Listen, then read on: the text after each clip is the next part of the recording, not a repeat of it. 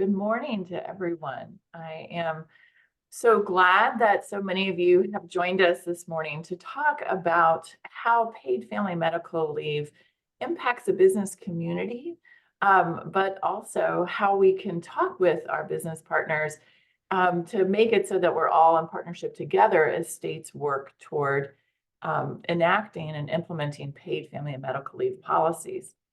I'm going to share my slides with you.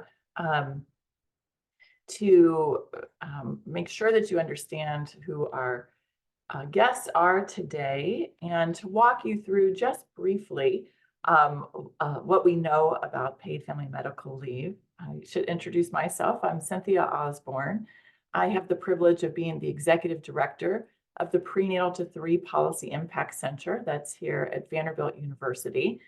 And we are joined today by Erin Choquette, Mel Coe, Sonal Patel, and Sean Fediplace, and I will introduce each of them a little bit later as we move through the program. So the Prenatal to 3 Policy Impact Center, the whole reason that we exist is to be a resource for states as you look to enact and implement effective policies that ensure that all children thrive from the start.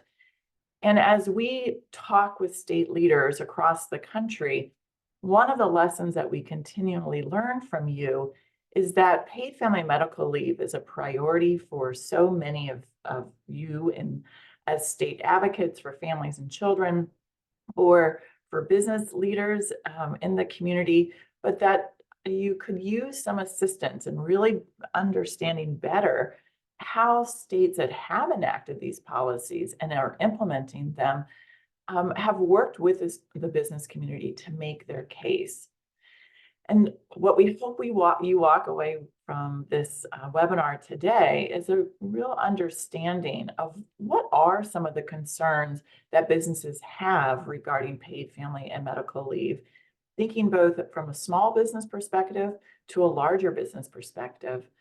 We want you to really understand what the evidence says about what the benefits are for not only families, but for businesses and their employees.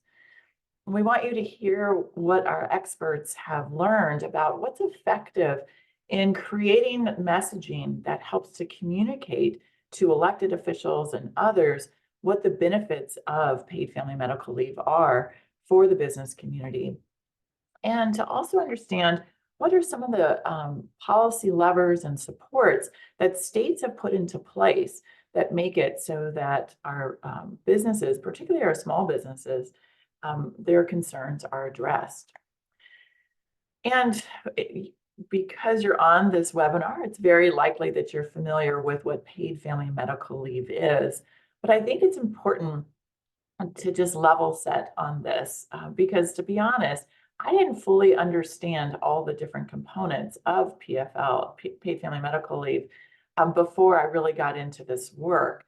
We are all pretty familiar with that it is a program that allows employees, so if you've been working, to take time off of work that is paid at least at some level of wage replacement. Some states replace a high level of wages for particularly lower income workers.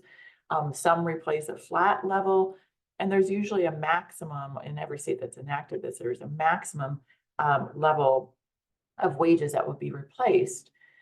But it's for 3 different reasons. So one that we talk about a lot and that the research is really focused on most is for the birth or adoption or fostering of a new child. That's what's referred to as the bonding leave component. There's also a family leave component, which allows for an employee to take time off to care for a child that has a chronic illness or an aging parent that is going through treatment. And also a medical leave component that allows employees to take time off to recover from their own illness. Often, in the states that have currently enacted, most of the states that have currently enacted paid family and medical leave, that the medical leave portion can be taken as part in response to having a pregnancy, and they can pair bonding leave on top of that. And it's an important thing to think about a statewide program because access to employer-sponsored paid family medical leave is somewhat limited. And it's only about a quarter of all employees that have access to PFML. And usually it's highly paid workers at larger companies. And it's not something that workers who have lower levels of income or less stable employment would have any access to. And we know that it's important for states to really consider this because currently there still is no federal paid leave. There is a family medical leave that is unpaid for up to 26, for up to 12 weeks. Sorry, I was looking at the 56% here. But just over half of all workers are eligible even for the unpaid leave. Currently, there are families in 10 states, including the District of Columbia, that have access to a statewide paid family medical leave. And California was the first in 2004, and Colorado, 20 years later, just implemented their program at the beginning of this year.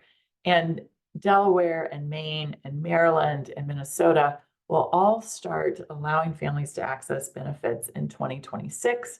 And we are crossing our fingers in 3 different states. Virginia has actually passed an 8-week program that is waiting on the governor's desk. Pennsylvania, it's just about to be heard in the Senate, and Hawaii is still moving through its legislature for this session. So we'll see at the end of this year whether these 3 additional states get added to that. We also know that we focus on evidence-based policies here at the Policy Impact Center. And paid family medical leave is really the most pro-work policy that we have. Child care subsidies are pro-work, earned income tax credit is pro-work, but PFL is really a pro-work policy. It increases the probability that moms are going to be working the year following their child's birth. They're more likely to return to their pre-birth employer. They're more likely to work more hours, more weeks, and they're less likely to leave the labor force altogether.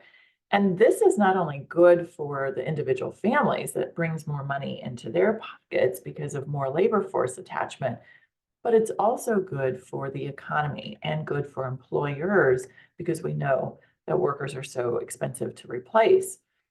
Recently, we did a benefit cost analysis on the bonding leave portion of paid family medical leave, and we focused on the state of the Commonwealth of Pennsylvania. And overall, the benefits that we found relative to the cost of the program were $18 to $1 invested. But if we separate it out and look at some specific benefits, just on the annual benefits that come back to the Commonwealth of Pennsylvania every year, it's over $8 million. So it's $1.2 billion in benefits from the payroll contributions that are collected, the avoidance of healthcare costs, the avoidance of some of out-of-pocket or the child care spending, the new additional sales tax, a new income tax. And when we look at the both administrative cost and the actual cost of paying the benefits to families, that's less than $400 million. When we just look in the green over here at what it does for the working families of Pennsylvania, you can see that annually it's nearly $700 million in benefits. So of their costs, around $43 million to all the families coming back, it is about over $725 million.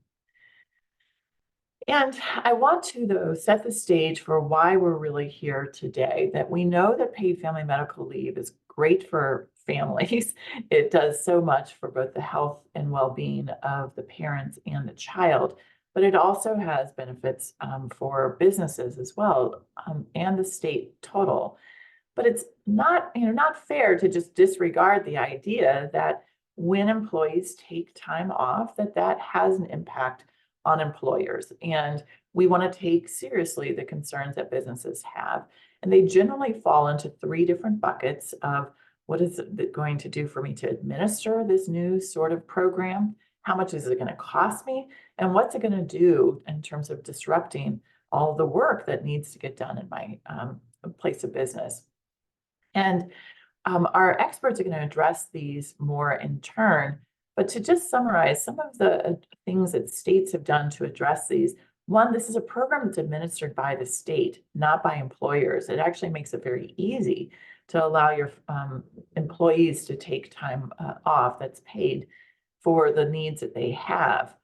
There's also different policy choices that states are making, whether they set what the cost is relative to the benefits and whether it's shared by employers and employees or whether it's only employees that are paying it.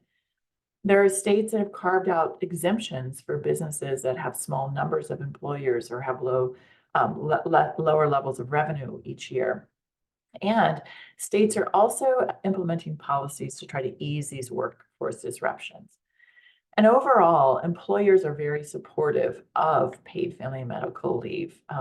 Nearly 2/3 of employers say that this is something that they support and they're willing to pay for. So let's move on from you're not really here to hear from me. You're here to hear from our experts, and I hope that they will join me now on the screen. And again, I appreciate so much that you've taken time to share with everyone what it is that you have learned over the past several years as you have been both advocating for and implementing and so forth, paid family medical leave. Sonal, or Dr. Patel, I'd really like to start with you. You are both a physician, and so you see patients and families with young children who have benefited from paid family medical leave, but you're also a small business owner. And now that in Colorado, which is where you are, the state has started to implement paid family medical leave, you're experiencing what the situation is when some of your employees have to take time away. And you played a really instrumental role in helping the elected officials in Colorado and others really understand what the effect of paid family medical leave would have on both employees and employers. And so we're excited that you joined us today, and I'd really love for you to share more about your involvement in Colorado's Family Act and what were some of the things that you were excited to see that Colorado actually implemented that would benefit families there. Yeah, well, first of all, thank you so much for having me on this and to share my experience. Yes, I wear two hats. I am a physician and a pediatrician. I focus on the fourth trimester. And then also, I am a sole proprietor and I am a small business in that sense. And so, when we were going to the process and my intimate involvement was I actually had the utmost pleasure and joy of sitting at the table and being part of the discussions of creating the actual legislation that came through. Obviously, I wanted more, but you were like, okay, because it's just looking from the research that supports families. But one of the key components of it was to get the small businesses' voices involved as well. It opened a door for someone like me as well to opt into the program. From a business standpoint, it is an opt-in program. So for businesses that are over 50 employees, if they show comparable paid family leave onto their system, they don't have to opt into this program. So that flexibility was there. For people who employ less than 50 and above 10, it gave an avenue for providing this for their employees. And then on the owner side as well, too, it gave an opportunity because as an employee or employer, you can get sick too. You can have these needs that occur, and allowed that dialogue to happen and create an area and space for that too. One of the biggest things that I've learned is that when we talk about workers that come from other places, and I didn't realize people always tend to think agriculture, but in Colorado is the ski industry. We have a huge booming tourist industry here, and how that conversation looked like when particularly most of these instructors will come up here, and then when it's winter here, or go somewhere else when down in South America when there's winter, what if they get injured on the job in Colorado? Like, then their livelihood gets taken away for the rest of the year. So that dialogue was very interesting to have. And, it's in 2024. So my practice is a little very unique. I have a home health company, which we really focus on the fourth trimester. So I bring all medical care to the house. And what I've really noticed is, first of all, the state has made it very easy to have people take family leave. And currently I have 4 nurses, and it's it's the partners that I'm noticing, and it's the dads. It's this relief of like, oh my God, I actually get to take time off to be part of this experience, to be part of bonding. Bonding is just so important. There's so much science behind it with infant and childhood development, but immediately what I've seen is the fathers just and the partners just being like, oh my God, I get to share this. And one of my clients has actually, they have created it in a way that the dad's going to take time off a little bit later. So he took 2 weeks off, and then he's going to take time off a little bit later. They voiced that he didn't have to quit his job, and that was huge because they were really trying to figure out, how to do this. He goes, now I don't have to quit my job. I can take advantage of this. And we don't have to, and the way that they've created is they don't have to put their child into daycare until 6 months. So there's cost savings that way. And then lastly, just with healthcare's cost savings, because that's one thing that I think about a lot too when we do all of these things, is that at the end of the day, literature does show and research does show there's 18 days of more breastfeeding. And you're like, oh, okay, what does that correlate to? Well, that correlates to healthcare savings. Those kids don't get sick. Those moms don't have to take time off when they go back to work. And so those are really concrete numbers that we see. So that's just an overview of how involvement, what I've learned, and the impact that I'm already kind of seeing in my own practice. Wow. Well, thank you for that. And I think it's really important that you mentioned the fact that both parents are getting the opportunity to take time off. Every state has that element, and that is so important. Families are using it in all different ways, like you mentioned, but I think that's such an important part of it. Can I just add one more thing to that? I'm so sorry. One more thing that I think the Colorado did really well, but it actually gave space for domestic abuse families to, those families and those. So that was huge, a safe space for that, because that conversation, that dialogue also gets lost in all of this. But I think the state really made intentionally to be like, if you are suffering from domestic abuse and all of that, we will give you a little time to just get things in order. So I just wanted to add that too. I appreciate that. I think I really appreciate that. Sean, I'd like to kind of come to you. You have played a really important role in a lot of different states in helping them think through a paid family medical leave. And you and Mel are both part of Main Street Alliance that really played an instrumental role in Minnesota's passing of paid family medical leave just this past year. And it may have been another year before, because my time is like some warp for me at this point. I'd love to hear from you what you had thought about some of the key policy elements that you were really happy to see when Minnesota implemented or adopted its policy, and it will be implementing it in a couple of years. So I'd love to hear a little bit more from you on that. Yeah, so my name is Sean Fittleplace. Him are my pronouns. I live in Wisconsin, in DC currently at a conference, and I serve as the Policy and Political Impact Director for Main Street Alliance, really helping to lead our work both in terms of the policy side, but how we make an impact. And, Main Street Alliance, we're really working hard to foster the leadership skills of our members and small business owners. Really help to organize them. Mel is our senior manager of organizing, has done a phenomenal job, both in Minnesota and across the country, working to support that. we conduct research and we work to reframe the public narrative too, because so often, there's this idea that what's good for small business isn't good for workers, and that's just simply not true. That they really work to help uplift each other.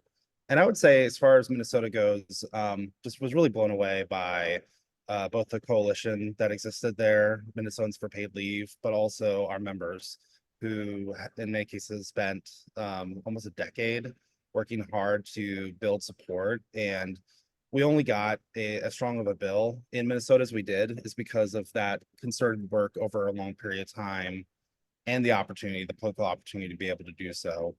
The amount of weeks, that was a hard fought win. Making sure that the funding structure was done in a way that was equitable. Small businesses that are below a certain size will have not have to pay as much in essentially the payroll deductions. So that provides more support for those businesses. There's small business grants that will help to provide some financial relief for replacing staff on temporary basis while folks are out as well. So, without looking at all the bills that have passed over the course of time in front of me, this was a very pro small business approach to paid family medical leave. And I think it's a testament to the work done by advocates on the ground over a long period of time to make that was the case. So there's more work to do. Obviously, implementation will take a couple of years, but I think it was a product of a lot of people all working together to get it done. Well, it's really impressive. Mel, you played a big role in this as well. Can you help us to better understand a little bit, like specifically, what does Main Street Alliance do, and what the role of advocates played in all of the passing of Minnesota's pretty historic bill? You guys worked on this for a very long time and made it happen. Thank you, and thanks for having me here. Hey everyone, I'm Malco.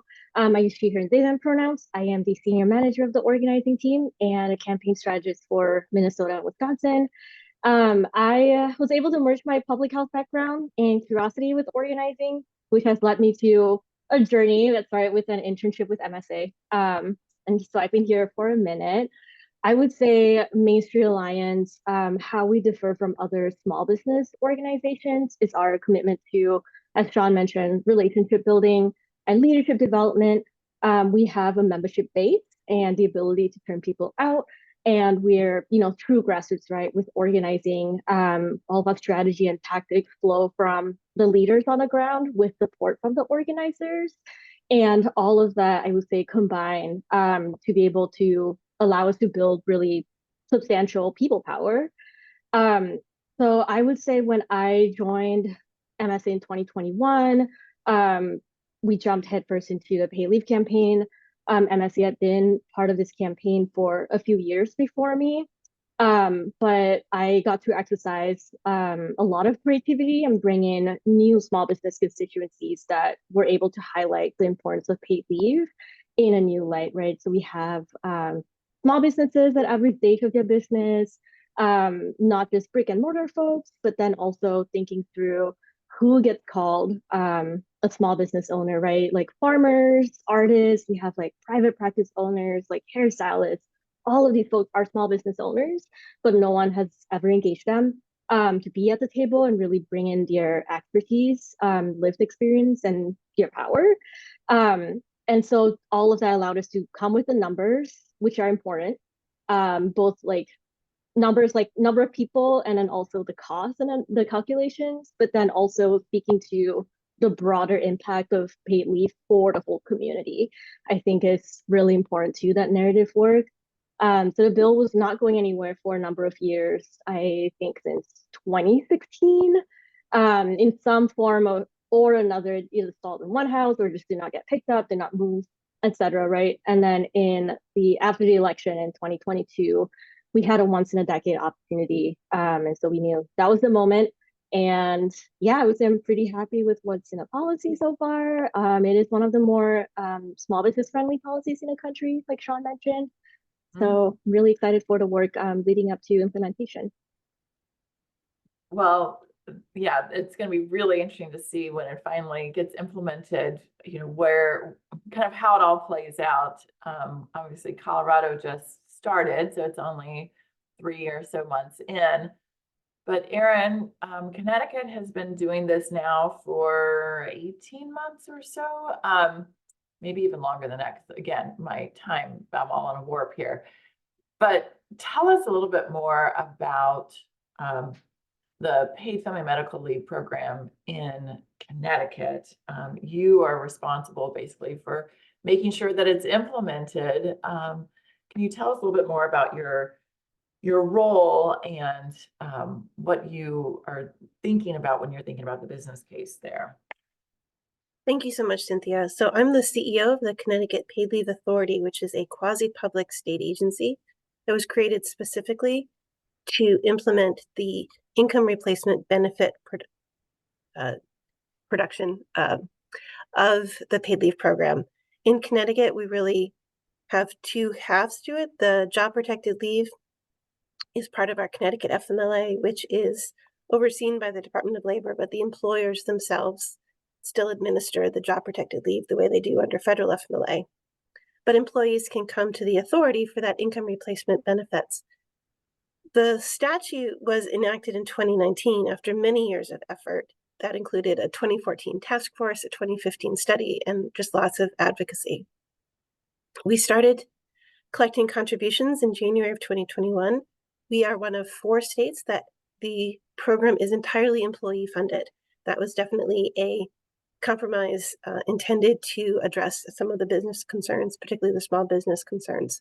And we have the lowest contribution rate. It's basically at 0.5% up to the Social Security contribution max. We started receiving applications for benefits in December of 2021 for leaves that would start in January of 2022. So we're just over 2 years of providing benefits. We've provided benefits to over 100,000 Connecticut workers so far, which was a milestone we hit in February, which was a big milestone for us. I think one of the things that we do is that is important is that our program covers virtually every private sector employee in Connecticut. The statute says if you are a business with 1 or more employees in Connecticut, you're covered. So that means that we're covering household workers, personal care attendants. We cover seasonal employees. We cover part-time employees. You have to have some minimal connection to the workforce, but it's a pretty low bar so that part-time employees, per diems, seasonals can all participate. And that's important for the workers, but it also means for the employers, they don't have a lot of confusion about who's in, who's out. And it means that their employees don't have that incentive to move to bigger employers to get that benefit. It also means you don't have that incentive or disincentive to grow, which can sometimes be a problem if there's a hard number of employees before you get to a certain statutory compliance. Well, thank you for that. And I know we're going to share a lot more about how it's been going, but those elements and the compromises that you made and that Connecticut made, I think are really important because states are considering all of those sorts of things.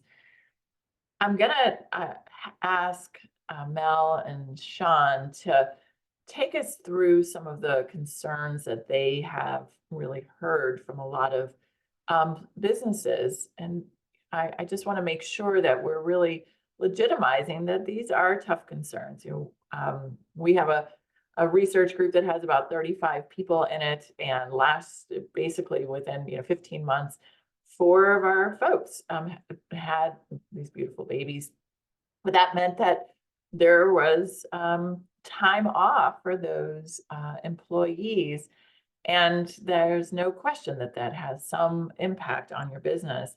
There's a question in the chat about childcare workers and childcare centers, of what that does when folks take time off. And I think it's really important that we understand that there's no evidence that paid family medical leave actually makes people have babies. People are having babies that they're in businesses already. It's just whether they actually get to return to work. And are paid when that's happening. So, but I'd love to hear some of the concerns that you have heard. Mel, we'll start from you. What were some of the businesses that, what did you hear from businesses in Minnesota that were some of the biggest concerns?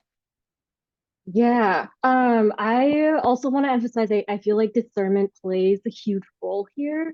I think there's a huge difference between concerns that come from a place of goodwill and curiosity versus concerns that just aren't.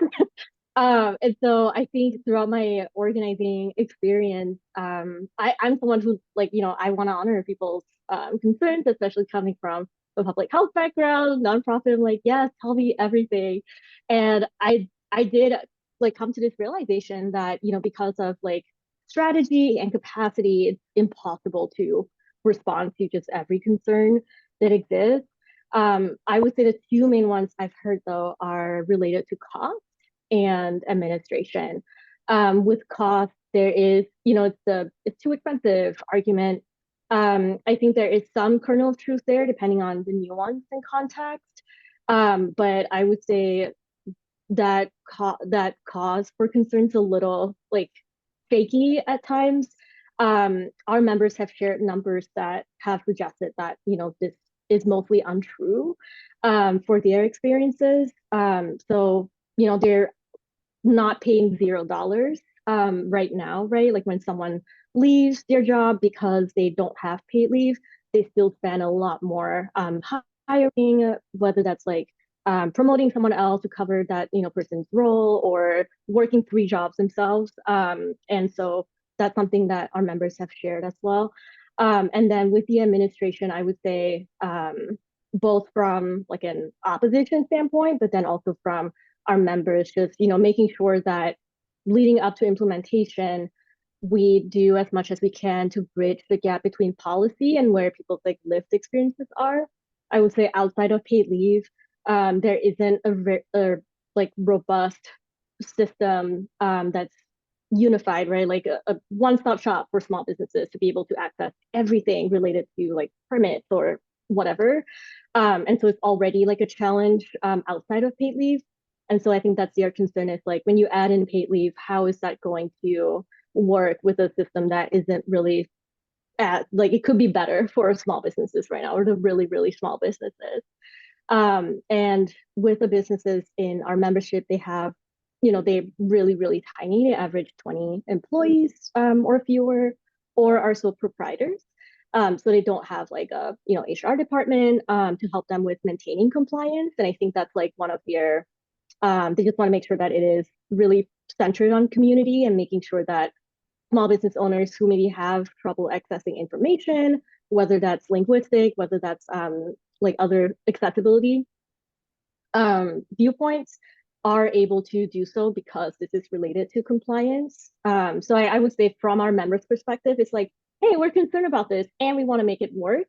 I would say there are also other concerns that are you can just throw all the numbers and talk to them all you want, but that's not going to change. And so I feel like discernment plays a huge role in both of these cases for sure. Well, thanks for that. I think it's an important distinction between what are these concerns that states can actually grapple with, and then there are worries that businesses might have that may or may not actually come to fruition, but may make them kind of have an opinion about something. Sean, you have worked with lots of different states, and I'd love it if you could help us to differentiate between what are some of the concerns that you hear from larger businesses versus the concerns that you hear among our smaller businesses. How do those differ from one another? Yeah, so I would just say there's been a lot of bills and a lot of progress made at the state level recently, and both Maryland and Minnesota are on similar timeframes in terms of implementation. And there's also, I think it varies based on the size of the state. So for example, if you're in a state where the tax base or the budget is not in good of shape, that will require, a higher tax rate to be able to compensate for that. And also a longer time horizon as well. So there's nuances to that. Minnesota both had the opportunity, but also frankly had a $19 billion surplus that did make it quite a bit easier to be able to front load the funding and to get it off the ground. So, I think there needs to be sort of sensitivity to that in each state. It's a different situation. The other thing I would say is, there are a lot of concerns with larger businesses, but most plans that have been put into place have allowed, as Sunil said earlier, exceptions if you have a plan that meets the benchmarks, somewhat similar to health insurance through the Affordable Care Act. If you have a certain benchmark, then you don't need to go into other compliance with paid family medical leave. In most cases, it's similar. And so that can help to placate that concern. The other, I would say concern that's not always communicated is that, small businesses often have a hard time attracting, keeping top staff because of a lack of public goods and a lack of programs like this that allow folks to enter those businesses. And that's a real problem because as a result of that, a lot of folks end up going to positions at larger businesses because, it's understandable, decision to make where folks want to have like health insurance and paid leave and 401k and all those things that a larger employer has the scale to be able to provide and many small businesses don't. It's our belief that there needs to be, a public response to that to help level the playing field. And that also, frankly, as you have more benefits like this available, including sole proprietors, which is a big priority for us, then entrepreneurship actually becomes a lot easier as well. And it gives people a lot more freedom to be able to pursue their dreams. And so having a productive workforce that is there because it's what they want to be doing rather than a sense of going there simply to make sure you have the benefits to provide for your family. I mean, those are all positive things on a macro scale for the economy to have that. So, there's certainly, there's the existing programs, what's going to be the impact. There's, I think the tax implications as well, although I believe in all cases, it's been either at or below 1%. And, I did share a video that Mel's featured in, but also two of our members, Elisha and Dan in the Twin Cities area. And Dan in the video talks about the fact that he was having to make decisions on how to kind of gumshoe together paid leave for folks. And that fell on him and he had to make some really tough decisions. And ultimately, by standardizing the process, it helps to really take that burden off their shoulders to be able to be a part of this program. And so I would say those are both the main concerns about big business related to paid leave, but also why it's such a supportive thing for smaller businesses. Yeah, that kind of leveling the playing field is a really interesting take on that.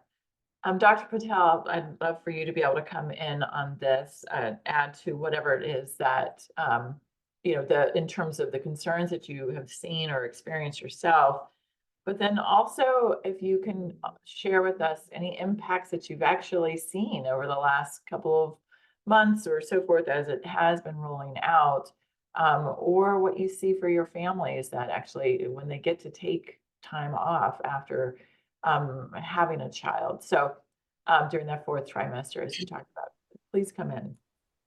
Yeah, thank you.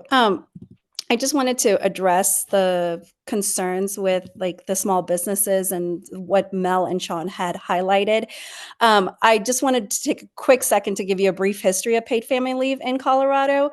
It took about 7 to 8 years to get to the point. We did have, at one point, we had a Democratic House, a Democratic state, a Democratic governor, and it still didn't get passed. Our current governor, Governor Polis, is a businessman, and he's actually made statements against it. And so we actually had to make a ballot to take it to the voters.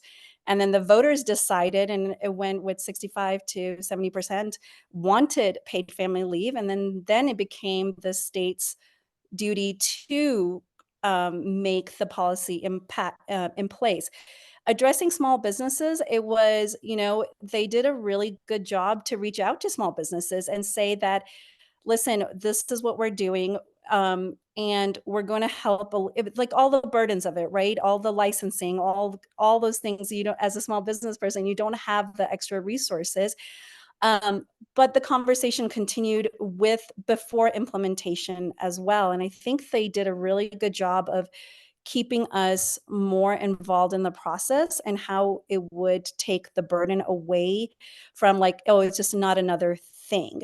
And so the ramifications, what we're seeing now is that, again, the state has put a lot of resources and efforts behind it. Last year, I was part of conversations of who's actually going to run this. So the dialogue just didn't stop. It continued and it kept engaging small businesses, which I think is really key because as you pointed out in your first slide, the 27%, but those are really big businesses that are done. And as a small business, when you actually again look at economic data, it's about 3 months of the salary that needs to take if an employer goes away or a good employee goes away, and you've invested in that. And so the investment part of it is that really was okay. Like how as a small business can we navigate this? So again, I think the state did a really good job in continuing the conversation. So what we see now is on really kind of the granular level where we want these policies to be affected, right? We just don't want to create policies and not have an effect. The stuff that I'm hearing from my own patients and other small businesses is that they've made this process very easy. It's really easy to apply for the program. It's really easy for people to get paid family leave in a timely fashion. And we're not just talking about, maternity leave and paternity leave. I think people get stuck in that and they're like, oh, it's only for that. However, like for me particularly, I'm a sandwich generation. I have to take care of older, my in-laws, and I'm growing my family as well. So I think the dialogue always kind of stops there, but it is the bigger ramifications that we're already seeing. And it's those simple things that, the state has done a really good job of keeping those voices engaged and creating a pathway to be like, okay, this will be not only easy for small businesses through grants, through all those policies, but also for families to take access to it. And I think literally from January when it started, it's been going around social media. It's been going around, I belong to a lot of Facebook mom groups. A lot of people have been being like, oh no, just do this. It's great. And the response has been tremendously positive. That's great. I'm glad to hear that. It will be very interesting to see over time whether both moms and dads or both parents are taking the time off. That's something that I'm really interested in and following. But Mel, I want to come back to you for a second and really talk about the messaging pieces that you, Main Street Alliance got really right. And I know that you've worked with so many other partners in this process, but you guys kind of focus on these 3 key tenets and have figured out how to really message the benefits or the impacts of paid family medical leave for the business community. And I'd love for you to help us to understand what did you say to elected officials? What did you say to the chamber? How'd you get them on board? Yeah, thank you. So our 3 key tenets for like narratives, how we message around paid leave are sustainability, accessibility, and affordability. So with sustainability, folks, would talk about how this is a predictable cost that is, very different from when your employee needs leave or yourself and you have to close your business for a whole month. You can't make rent, which actually happened to one of our members. And this is a predictable low cost that would take that burden off of like, a larger cost at once when an emergency happens. With the accessibility piece, this this narrative was used mostly by folks who are sole proprietors. In the campaign, it was one of the first times that they could access a program that was actually affordable for them, as someone who's maybe filed as an S corp, for example. So we actually have folks who, for example, we have both an artist and a hairstylist who both have like carpal tunnel syndrome or something to do with their wrist, but were not able to take time off to go see the doctor for that. And that's not something that a lot of people think about when you think about like physical labor and using your body for your job. They don't really think about industries like that. And so that's something that our members made sure to highlight as well. And then of course the affordability piece, I think, everyone could speak to that, just, how much more affordable this program would be compared to what they're already doing right now, which is like patching things together or accessing a private plan, or just, winging it and not having paid leave, like what a lot of people do with their health insurance. So those were our 3 key tenets. And every time we did any sort of like engagement or storytelling, folks would always touch on either one of those 3. I would say outside of those 3 tenets, there's also the emphasis on lived experiences. And so those tenets actually came from the members themselves. As I, worked on them with their storytelling, that was like something that we identified and came up with. And having a diverse range of businesses, both like industry, identity, age, folks at various stages of their businesses, geography, where they are. And then finally, we also highlighted the community impact, and not just data around paid leave. So one of our key leaders, Cassie, she has this op-ed in the Spokesman Recorder, which is a local publication here. And she's a therapist who specializes in racial trauma healing.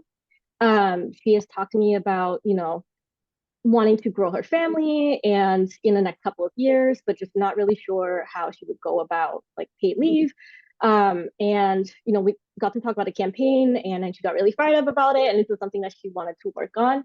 But she had actually shared like if she were to walk away from her career, which is what she would have to do if she didn't have paid leave, her community would lose her as a resource, especially with her like area focus being in Minneapolis after the murder of George Floyd. That was a critical resource, right? Like having a racial trauma therapist present. And so that's something that she highlighted. And I think being able to be creative with storytelling and using that data to really show and emphasize lived experiences, but not as a substitute for lived experiences, have worked really well for our campaign in Minnesota. Well, I appreciate that. And yeah, I think the way that you got small businesses to participate, my understanding is that, those are the key messages that really allowed lawmakers to feel more comfortable to, I really think about voting for it. So I appreciate that. In the interest of time, I want to move to a little bit more about what is going on in Connecticut. You have been implementing the program now, Erin, as we mentioned, and you in your opening statements talked about how Connecticut did make some compromises to kind of reduce some of the concerns that some of the businesses had in terms of only employees or workers actually pay into the premium and so forth. You also administer your paid family medical leave program somewhat differently than other states through, and you have this kind of private plans. Can you talk about those elements and how that's good for businesses, and help us to better understand that part of it?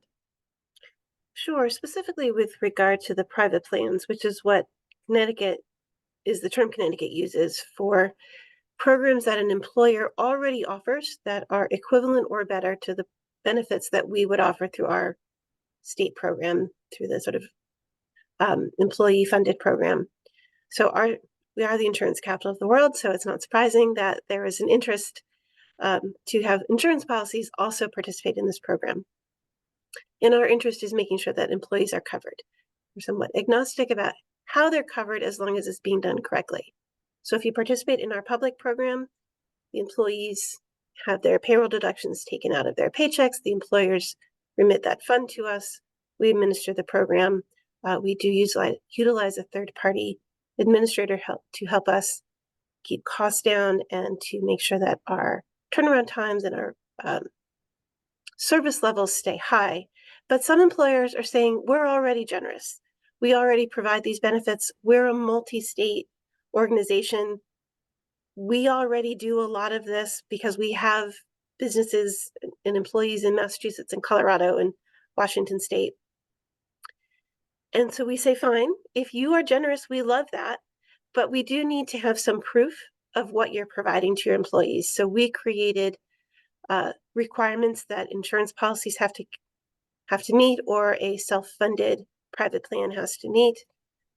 We co-administer that with our insurance department. And employers can apply to us for permission to say, we don't want to participate in your program. We won't give you any money, but we will administer this for our own employees. In Connecticut, it's slightly different. I don't think any other state does this, but we require that the employees have to vote in favor of the private plan because it's the employees' money. So the employers actually have to hold a vote, and at least 50%, 50.1 of the employees have to vote in favor of having a private plan. They have to comply with our requirements on the application, and then we audit those private plans to make sure that the employees are getting the benefit of the bargain. But this is really helpful for those employers that are already generous, that are already saying, we provide 6 months of full pay for all of our employees. That's great. We don't want to stop that. And so I think that that's an option too for states that are hearing from businesses that say, we don't want to stop being generous to our employees. It's just trust but verify that those programs are doing exactly what you want them to do. Yeah, I think that's a really good point. There are, as we know, like you said, a lot of employers are already offering some sort of benefit. At Vanderbilt University, we get 8 weeks of full pay. There's a lot of state states that offer their state employees benefits already. That can be 12 weeks of full pay. And so it's important for states to make sure that they're not undermining those existing programs that might be even more generous for families. But the trust but verify is an important one. Mel or Sean, in Minnesota, you all spent some time really working with the state on specific policy levers for kind of small business carve-outs, for programs to help small businesses, particularly hire temporary workers. Can you clarify what some of those actual policy levers were that you put in place there? And Mel, I don't know if you wanted to get started on that. That would be great. Sure. Yeah. So I would like to clarify, for our membership, we actually pushed for no carve out because they decided that that was something that, would benefit them more if everyone was able to be included in the bill, which is a larger pot to pull from. And let me see. So I would say the other small business pieces, what ended up in a lot of discussion throughout the whole campaign of what this looks like. But what ended up in the law included small business grants. So small employers can apply for grants if they need to cover the cost for hiring a temporary worker or increase someone's wages to replace someone on leave. But that's subject to certain conditions. And then the second one is the premium adjustments for small businesses. And so I think throughout the campaign, something that was brought up a lot is just with worker protections and how that would, what that would look like under the law. And so they want to make sure that they're not carving out workers, but also want to provide relief to small employers. So if you are an employer with fewer than 30 employees, you will get charged less than if you were a larger employer, but this is done on a sliding scale. And so a coffee shop with 5 employees versus a law firm with 5 like attorneys, right, would look very different in terms of their revenue. And so they chose a sliding scale to be able to overcome that. Like, just because you're small doesn't mean you earn, a lot less. And so it's like a complex mix of the two, essentially. And so those employees would still get the same benefits, but then that employer is paying less, or the joint contribution is less than what employers would. That's great. That's great. There's a question in the Q&A that I just want to make sure that we address, so that it's, because I think this gets a little bit confusing sometimes, but it's kind of, why is it that all employees, all workers would pay into this insurance program when a lot of folks are not going to have a baby? Past my time of having a baby, but to just remind folks that we're talking about paid family and medical leave. And although we may no longer actually be having children ourselves, that I may need to take time off to care for my ailing mother, or to care for myself when I'm sick, or my husband as we age, and that it is, it's not just very common, it is the modal thing that we all will need some time to care for someone in our family, whether it's through birth or other sorts of medical conditions. Sean, I wanted to just come back to you. It looked like you wanted to maybe add on to what Mel was saying, and then I'm going to go to Sonal to wrap us up here in our hour. But Sean, please. Yeah, I would just say, just to echo what Mel was saying, it is important that folks are all eligible. Often those folks who are under 50, there's been a history of carve-outs at the federal and state level, and that's something we need to guard against, because ultimately that actually puts those employees and the employers at a disadvantage, since they can't access a benefit, especially since there are other ways you can address some of the concerns of small business, which Mel talked about. In terms of really making sure that this works for everyone, it is important through the process, not only to show up to the legislature and meet with folks, do all the sort of normal advocacy work, but also to follow up with the decision makers once implementation has started. That's something that we're working on very hard in Minnesota. We have great partners at DEED, the agency that's going to be overseeing it, and working to help create that feedback loop, because legislation, ultimately there's also rulemaking that happens as far as how implementation happens, and there's some flexibility that exists with that. And so, I would just urge folks, as you go through that process, if legislation is passed, to be a part of that process moving forward, because that can help to make sure that when decisions are made ultimately on implementation, that they include the feedback loop from small business owners directly. And that's all I wanted to add. Okay. And actually, I think, Erin, you may have wanted to come in as well. So if you wanted to just make a point, I think, to elaborate on something that I was saying, and then we'll Sonal lead us out here. Sure, thank you. I just wanted to share that, at least in Connecticut, over 50% of our claims are for the worker's own serious health condition. So someone in the Q&A had pointed out, car accidents, cancer, these are things you don't plan on happening, but they do happen. And that's why it's so important for our programs to exist. It's so much more. Bonding is wonderful, but these programs are so much more than just the babies. Yeah, I thank you for that. Thank you for that. Sonal, what have you seen kind of in Connecticut so far, or Connecticut, sorry, my head, in Colorado so far, as this is playing out, and what are you looking for as this moves forward in your state?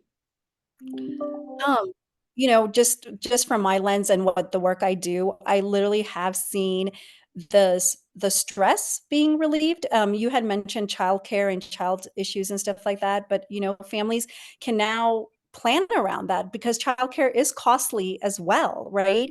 And so those decisions and discussions can happen, and you just see you really just see a sense of relief on people's faces that they get to have this protected time and they can actually just focus on building their family. And so again, like my lens is through the family aspect of it, and I see a lot of the paternity and maternity leave being used. And what and research shows this, and you guys are very eloquent in that research part, but that just leads to healthier families, and healthier families just lead to better communities. It's that kind of simple. And yeah, so I'm really excited, but one of the most prominent things that we've seen is just this relief in people's lives.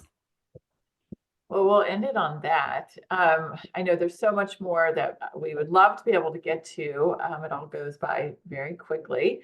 And not all of your questions were addressed. This is recorded, and if you left your kind of contact, your name in there, we'll do our best to actually address your questions in a follow-up. And this is an issue that really does affect all of us, whether it is that we're having a child or our children are having children, or we have to care for someone. And it affects our businesses in important ways. But the research is clear, and it's kind of clear from the experiences that you have all shared with us.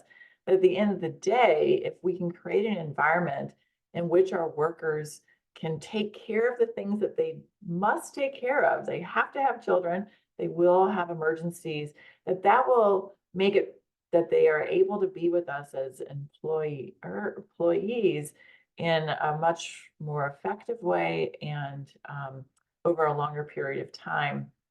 And when states are designing these programs, they can include the voices of childcare providers, of other small businesses in the development of this. They can find compromises in ways that will kind of make it that it's successful for all. So thank you for sharing what you've shared today, and thank you to all who have participated.